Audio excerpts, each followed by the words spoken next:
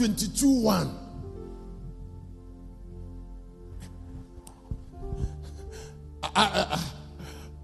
I want an apostle, somebody who, oh no, don't give anything. Can you look up? There is no water on earth that doesn't have a source in man.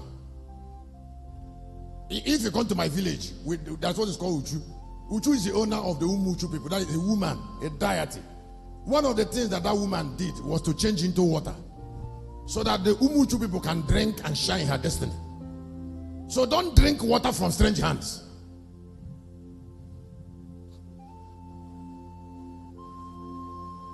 Water contains life and evil. Don't joke with something that you eat and something that you drink. They all have life. 22 verse 1 and 2. Verse 1 now of Revelation. Don't think I'm preaching this for preaching sake. That is why when Jesus wanted to go, he said, you will drink my blood, a symbol. He said, drink this thing and have life. Don't put it in your mouth.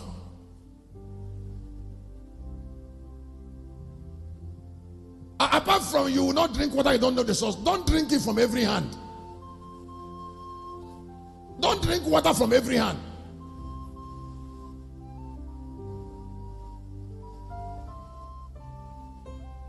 If you go to some place and or maybe you're in the market and you're feeling thirsty and you buy water, put the water first of all in your mantle. Put the water in your mantle first. And use your mantle to rub on the water and pray on it before you drink it from your mantle. Protect your life.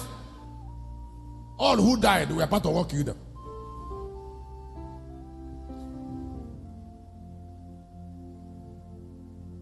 If you go to a place and you bought Coca-Cola, cold Coca-Cola, and you are not sure of the seller, put the Coke first in your mantle and drink from your mantle.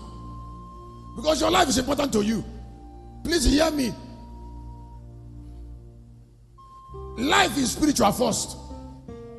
Everybody who something physical killed got corrupted spiritually first. Can I say it again? If you look at me, I will give you a gift. If you don't kill a man spiritually, you can't kill him physically. So death starts from the realm of the spirit.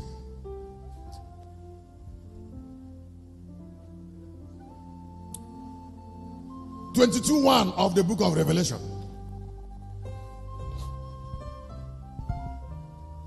And he showed me a pure river of words of life, yes, clear as crystal, proceeding out of the throne of God and of the Lamb. Look here, don't take it away. John said, in heaven, there is only one water source that represents the owner. When Uchu became a water and said we should all drink it, I said, I will never drink you. I'm not going to believe in Jesus and be drinking Uchu as a water.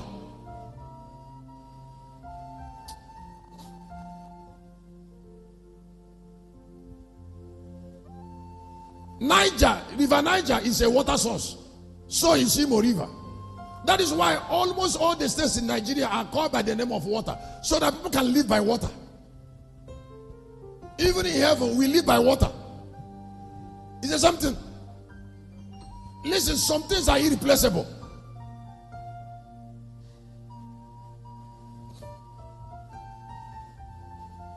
If I don't love locusts, I will not tell them these great secrets that kept away death from me.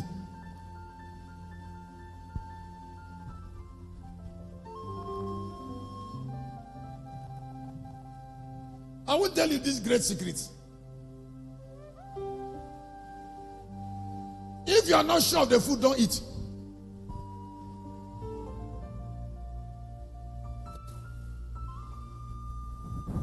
You're a woman, you have a husband, and your husband is around the house and she's eating in the market. What prevents you from putting something in the flask for him? In a warmer.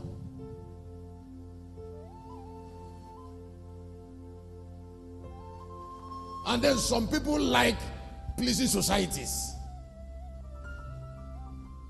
He said there is a big restaurant around. Do you know who cook it? And do you know the emblem of the restaurant?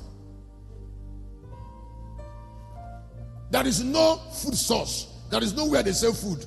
There is no spirit that take men's life through food.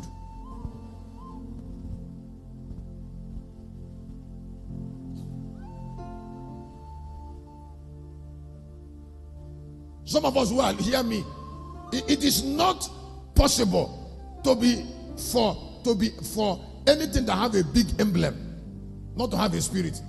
Something that is confused will never rule. So if you go to that school and everybody's rushing there, then there's an emblem. If you go to a church and everybody's rushing there, there's an emblem. Oh, everything that is successful and huge is made huge and successful by certain powerful spirits.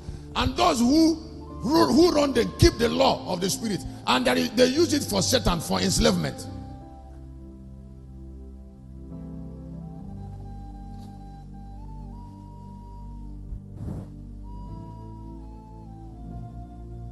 And so there are some people that have lost their life. They took in sickness by constant careless eating.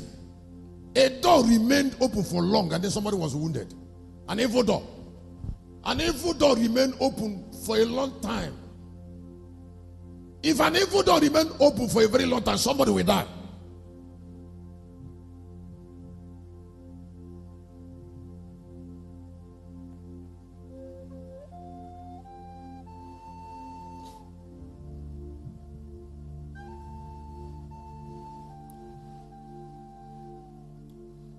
When I started preaching, somebody said, come and preach. I said, listen, you know, I told you about how I went to an altar. How I went to an altar and finished. I went to a church, they invited me. I went to the altar and finished preaching. I just finished preaching the first night. When I returned to the hotel room, as I was sleeping, I saw that my laps were wounded. Blood was coming out of me. Blood was coming out of my laps profusely in vision. Huh? I said, God, what happened? I just came to serve you.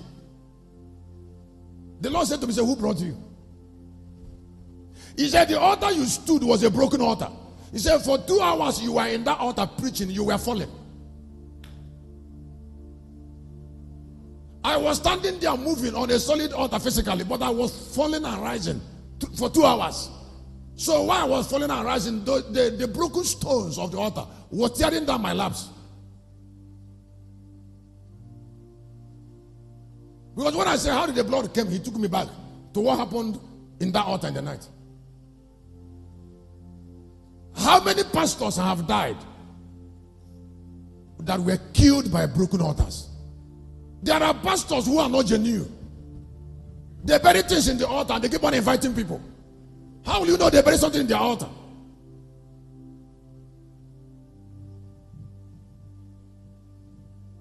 How will you know that the altar belongs to the mermaid?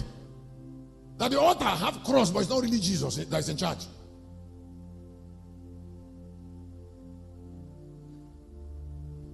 They say, hey, the other man of God died. The other one died. I say, excuse me. Men of God don't die in some ways. If they must die. God respects those that respect him.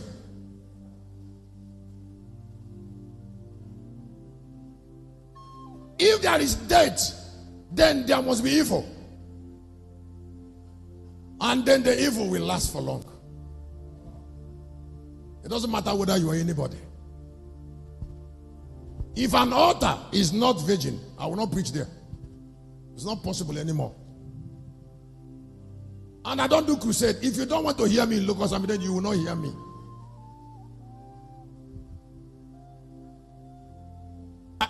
I said, then you will. Then I will not meet you. Or except I'm preaching for my sons who are believing, who are convinced, who are also in the altar of immortality. If it is, I want to go to the wretched place to go and hire a field, it's not for me.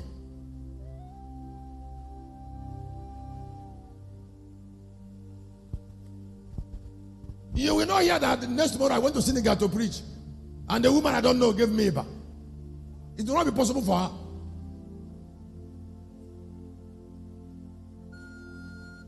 For me to go to Senegal and be molding a bar and be swallowing, it will not be possible for Satan.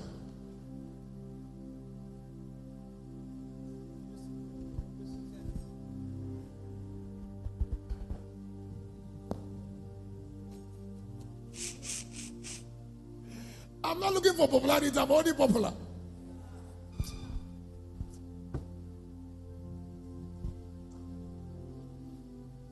If you keep your life, you will not be touched. And I want to say to you, you shall not be touched. The greatest blessing on earth is security.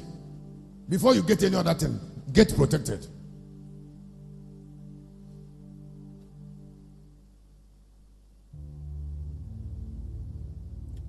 The greatest achievement of God on earth. I want to say this in series. I want to say this in series. The greatest achievement, I'm not taking it long. The greatest achievement of God on earth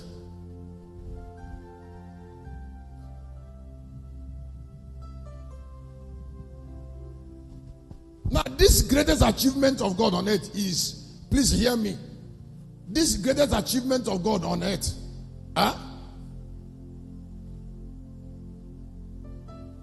is what took everything God has. This greatest achievement of God on earth is what took everything God has. And let me tell you what that is. The greatest achievement of God on earth is to take the nature of his word. Let me say it again. I said the greatest achievement of God on earth, a greatest achievement of God is to what? Is to take the nature of his word.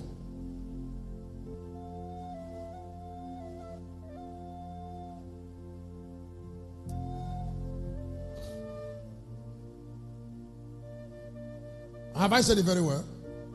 Can I repeat it?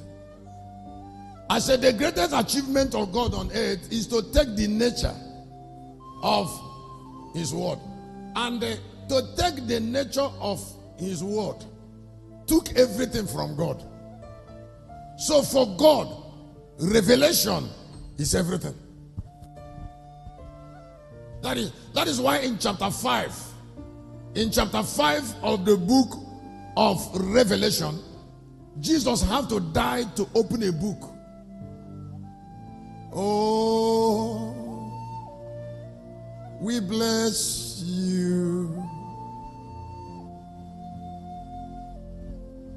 Oh God.